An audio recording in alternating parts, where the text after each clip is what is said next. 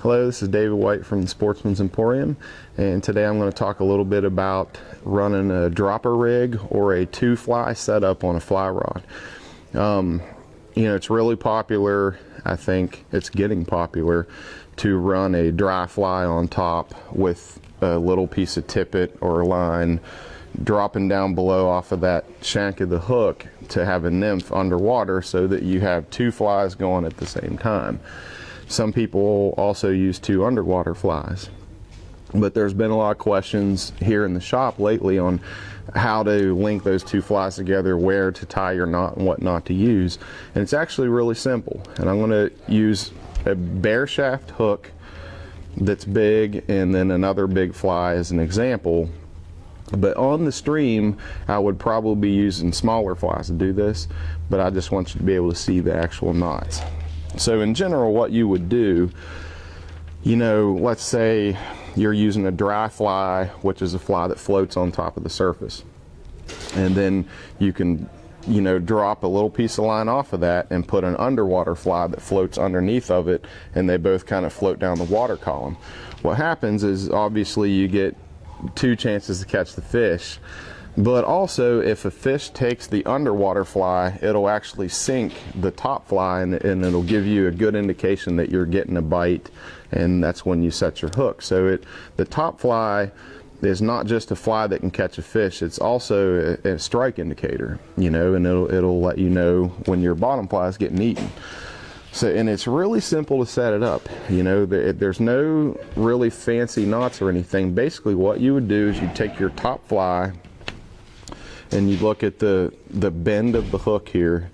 Right around the bend, you're just going to take your tippet, and I'm using fly line backing for visual purposes, so you can see a little bit better.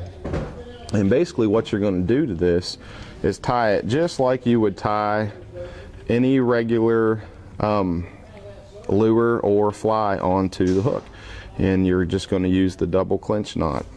And so what I'm going to do is put my line around the shank of the hook, and I'm going to give it a few twists to get it twisted. And I like to do 4 to 6 twists is usually good enough. And what you want to do, you don't want to get it too tight, because this little loop attaching the base of the hook here, you want to have a little opening right there. So just don't pull real tight, and you'll always have that opening. And what I do is I take my tag end after I've made the twist, and I'll feed it through that little loop at the base. And what that does is it creates a loop here. So then what I do is I just put it back through this loop. Now sometimes that doesn't hold very good.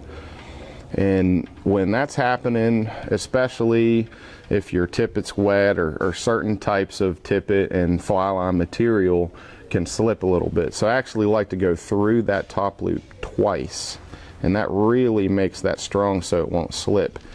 Then what you do is you take your both tag ends and you begin to pull tight on it and pull it down tight. And then you trim the excess with your scissors, or on the stream, a lot of times you're going to be using nippers or fingernail clippers. And then that's your topwater fly. And you've got your tippet extended off of it, and now you can use the exact same knot to tie your bottom fly. So once you have that, you've got both of those flies linked together, and you can double your chances at catching a fish, or use your top fly as a strike indicator.